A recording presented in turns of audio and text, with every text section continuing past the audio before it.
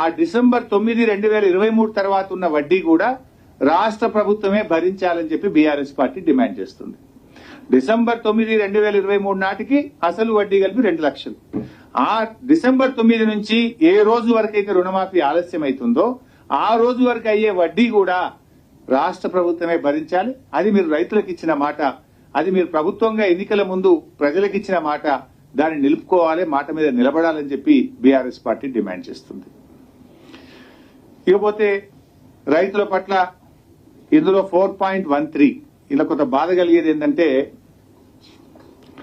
రైతులను అవమానపరిచే విధంగా పెట్టారు. రైతు యొక్క బాధ్యతలు అని చెప్పి ఇందులో ఒక పాయింట్ రాశారు. ఏమంటారు, మీరు ఒకవేళ తప్పుడు సమాచారం ఇచ్చినట్టయితే రికవరీ చేయడానికి చట్ట ప్రకారంగా వ్యవసాయ సంచాలకులకు అధికారం ఉంది. అంటే రైతుల్ని బెదిరించే ప్రయత్నం చేస్తున్నారు. రైతులు ఎప్పుడు తప్పు చెప్పరు. రైతులు తప్పు చెప్తారా? రైతుకు అందరికంటే ఆత్మగౌరవ విలువలు ఎక్కువ.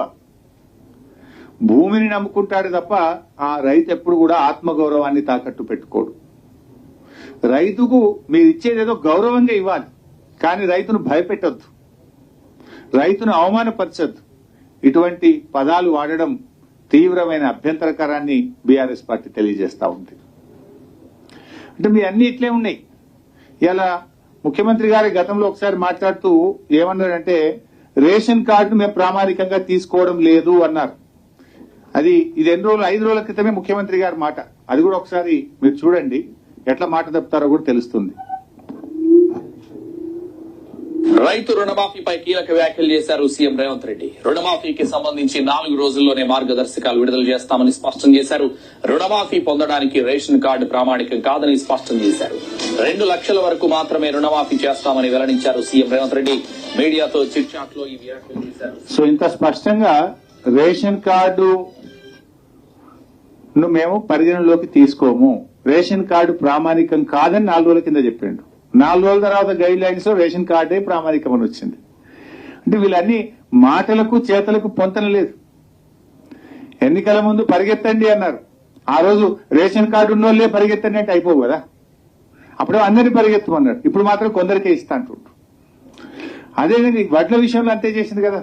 ఎన్నికల ముందు ఏం చెప్పారు, వడ్లకు బోనస్ ఇస్తాము అన్నారు.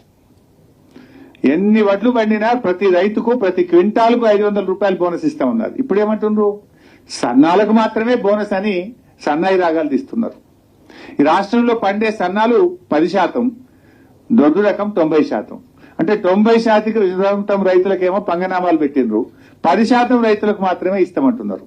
అయితే ఆ 10% కూడా ఏంది, ఆ రైతులు ఇంటి మందం తిండి గింజలు తీసుకుంటారు. ఆ 10% మార్కెట్లు అమ్మరు. చాలా వరకు రైతులు తమ ఇంటి కోసం తమ ఆహారం కోసం వేసుకునేటువంటిది. అంటే ఒక రకంగా వడ్లకు బోనస్ కూడా ఈ ప్రభుత్వం ఎగబెట్టింది. వడ్లకు బోనస్ విషయంలో రైతులకు దగా, రైతు రుణమాఫీ విషయంలో ఇలా లక్షల మంది రైతులను వివిధ నిబంధనల పేరు మీద ఇలా దగా చేస్తున్నారు, కోతలు పెడుతున్నది ఈ ప్రభుత్వం. మనం అప్పుడప్పుడు కొన్ని హైదరాబాద్ లో సిటీలో హ్యాబిట్స్ కు అటు పోతుంటే 1+1 అంటారు, ఒకటి కొంటే ఒకటి ఫ్రీ. 1+2, ఒకటి కొంటే 2 ఫ్రీ అంటారు.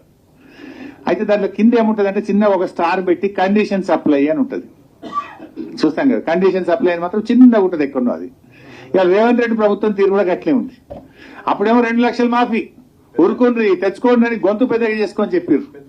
ఇప్పుడు మాత్రం కండిషన్ సప్లై అని మెల్లగా 6 పేజీల నిబంధనలను ఈ రోజు మళ్ళీ కండిషన్స్ అన్ని ముంగట పెడుతున్నారు.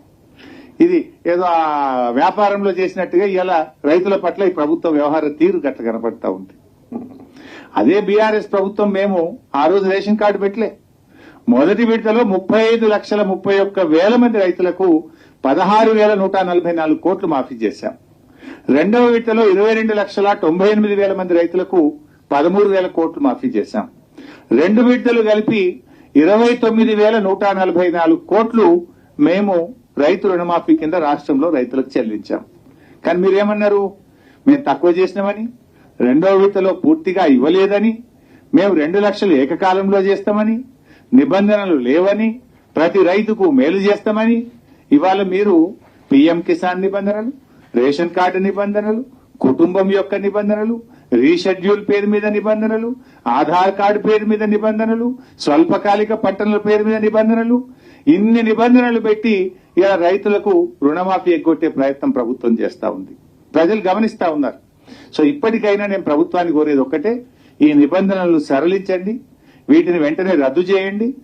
మీరు కేవలం రైతుకు పాస్బుక్ ఉందా లేదా, బ్యాంకుల క్రాప్ లోన్ తెచ్చుకున్నా లేదా, పాస్బుక్ ను ఆధారంగా చేసుకొని క్రాప్ లోన్ తీసుకున్న రైతులందరికీ ఇచ్చిన మాట ప్రకారంగా రుణమాఫీ చేయాలని, డిసెంబర్ 9, 2023కు తేదీ తర్వాత అయ్యే వడ్డీని కూడా రాష్ట్ర ప్రభుత్వమే చెల్లించాలని బీఆర్ఎస్ పార్టీ డిమాండ్ చేస్తుంది.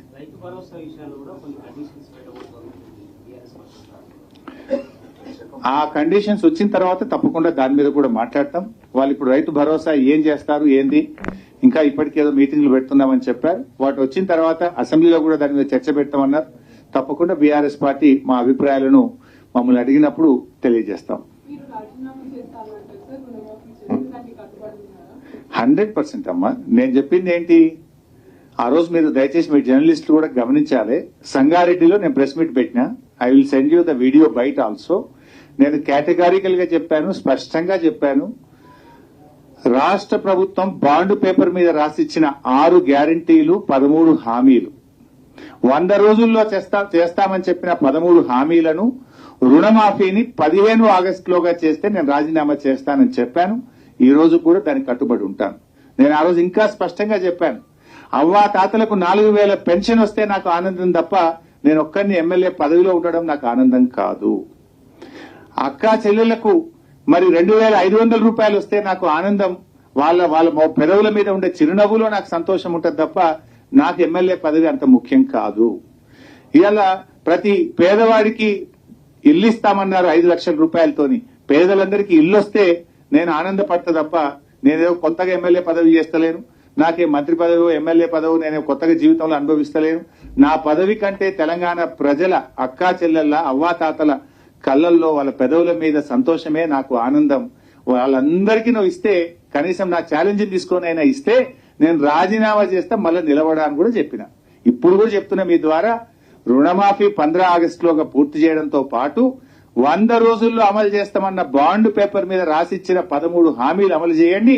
I'm ready for my resignation. అన్న వాళ్ళు చెప్పిండ్రే, నువ్వు చెప్పరా అదే 4000 పింఛన్ వచ్చినా, అదే 4000 పింఛన్ కాదు రగన్న. మే నెల 2000 పెన్షన్ ఇచ్చే 2000 మే రాలే, జూన్ 2000 రాలే. 2 నెలల నుంచి అవ్వాతాతలకు పింఛన్ రాక పరిశాన్ అవుతున్నారు. ఇచ్చే ఏమన్నా చూడండి, ఉన్న కొననాలుగకు మంది వేస్తే ఉన్న నాలుక పోయిందట. 4000 వస్తుందని పాపం అవ్వాతాతలు ఆనందపడ్డరు, ఎదురు చూసిండ్రు. కానీ దురదృష్టం ఏంటంటే ఇప్పటికీ మే నెల, జూన్ నెల 2000 పెన్షన్ అవ్వాతాతలకు ఇవ్వలేదు. ఇచ్చే 2000 కూడా చక్కగా ఇస్తలేరు వీళ్ళు. అడుగుతున్న రగన్న 5 అమలు చేసింది అన్నారు కదా. నేను దయచేసి జర్నలిస్ట్ మిత్రులకు, జర్నలిస్టుల ద్వారా ప్రజలకు కూడా చెప్పదలుచుకున్నా. వాళ్ళు ఇచ్చిన మొదటి హామీ ఏందే? మొదటి హామీ 7500 రూపాయలు రైతు భరోసా ఇస్తామన్నారు. వచ్చింది ఎవరికన్నా? రాలే. రెండవ హామీ ఏమన్నారే? అవ్వాతాతలకు 4000 పింఛన్. వచ్చినాదే? రాలే. మూడవ హామీ ఏంటిదే? మహిళలందరికీ 2500 రూపాయలు ఇస్తామన్నారు. వచ్చినాదే? రాలే. నాలుగో హామీ ఏందే? పేదలందరికీ డబుల్ బెడ్రూమ్ ఇల్లు. వచ్చినాదే? రాలే. ఐదోది ఏమన్నారే? విద్యార్థులకు విద్యార్థి భరోసా కార్డు ఇస్తాము, 5 లక్షలు ఇస్తామన్నారు. వచ్చినాదే? రాలే. ఏమొచ్చినాయి? 5 హామీలు, 5 అమలే కాలే. అంటే అధికారంలో ఉన్నామని, పదవిలో ఉన్నామని గొంతు పెద్దగా చేసుకొని మాట్లాడినంత మాత్రాన వచ్చిందా రాలేదా ప్రజలకు తెలియదా? ఈ రాష్ట్రంలో అక్కచెల్లెలకు 2500 వచ్చిందా లేదా అక్కచెల్లెలకు తెలియదా? అవ్వాతాతలకు 4000 వచ్చినాయా లేదా తెలియదా? ఇలా నువ్వు ఇచ్చిన గ్యాస్ కరెంటు కూడా సగం సగమే కాదే. ఈ రాష్ట్రంలో 90 లక్షల మంది తెల్ల రేషన్ కార్డుదారులు ఉన్నారు. నువ్వు ఎంతమందికి ఉచిత గ్యాస్ ఇచ్చినవే? నువ్వు గ్యాస్ ఎందరికీ? సగం మందికి కూడా రాలేదు. అంటే ఇలా మీరు ప్రజలను తప్పుదో పట్టే ప్రయత్నం చేస్తున్నారు. నేను ఇంకా చాలా అంశాలు మాట్లాడాలనుకున్నా కానీ ఇది కొన్ని లక్షల మంది రైతులకు సంబంధించింది కనుక నేను ఇతర అంశాల్లోకి పోవడం లేదు. దయచేసి జర్నలిస్టులను కూడా నేను కోరేది, ఎంతో ఆశతో ఈ ప్రభుత్వానికి రైతులు ఓట్లేసినారు. ఇవాళ వాళ్ళ ఆశలను వమ్ము చేస్తున్నది ఈ ప్రభుత్వం. ఇప్పటికే మీరు చూస్తున్నారు, రోజు పొద్దున్నే పేపర్ చూడాలంటే బాధ అవుతుంది. రైతు ఆత్మహత్య లేని రోజు లేదు. మీరు ఏ పేపర్ అని చదవండి, ఏదో ఒక చోట ఏదో ఒక పేజీలో ఇవాళ 2 రైతుల ఆత్మహత్య, ఇవాళ 1 రైతు ఆత్మహత్య, ఇవాళ 3 రైతుల ఆత్మహత్య, ప్రతిరోజు రైతు ఆత్మహత్యలు పత్రికల్లో కనబడతా ఉన్నాయి. దాదాపు 400 పైచిలకు రైతులు ఆత్మహత్య చేసుకున్నారు. గతంలో ఇదే విషయం మాట్లాడితే రేవంత్ రెడ్డి గారు ఆ వివరాలు పంపండి, నేను ఏదో 24 గంటల్లో వాళ్ళందరికీ నేను డబ్బులు ఇస్తా అన్నాడు. పంపించిన 24 గంటలు కాదు, గంట సేపట్లో పంపించినాం. ఇప్పటి వరకు స్టడీస్ అప్పులు లేదు. అయినా ఆగలేదు. ప్రభుత్వం రైతులకు భరోసాని ఇవ్వాలి, ధైర్యాన్ని ఇవ్వాలి, రైతు ఆత్మహత్యలను ఆపే ప్రయత్నం చేయాలి. ఇటువంటి సమయంలో ఒకవైపు రైతులు ఆత్మహత్య చేసుకుంటున్నారు, కరువు కాటకాలు ఉన్నాయి, వర్షాలు సరిగా పట్టలేవు, రైతులు ఇబ్బందుల్లో ఉన్నారు. ఇప్పుడు ప్రభుత్వం ఉదారంగా ముందుకొచ్చి షరతులు లేకుండా అందరికీ రుణమాఫీ చేసి రైతులకు కొండంత అండగా ఉండాలని చెప్పి ప్రభుత్వాన్ని మేము కోరుతా ఉన్నాం. ఒకవేళ ప్రభుత్వం ఈ షరతులను విరమించుకోకపోతే, ప్రభుత్వం రైతులందరికీ రుణమాఫీ చేయకపోతే రైతుల పక్షాన బీఆర్ఎస్ పార్టీ పెద్ద ఎత్తున పోరాటానికి దిగుతుంది.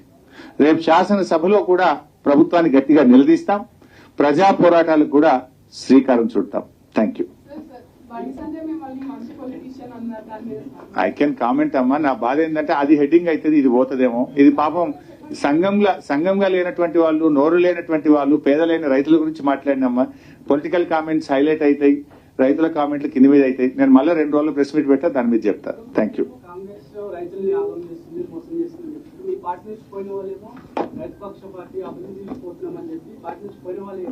సరే, వాళ్ళు అంతకంటే ఎక్కువ ఏం చెప్పగలుగుతారు అన్న. వాస్తవం అయితే నీ మనసుకు నా మనసుకు తెలుసు కదని. Thank you. అసలైన తొలి వెలుగు. ఫాలో వాట్సాప్ @తొలి వెలుగు అఫీషియల్.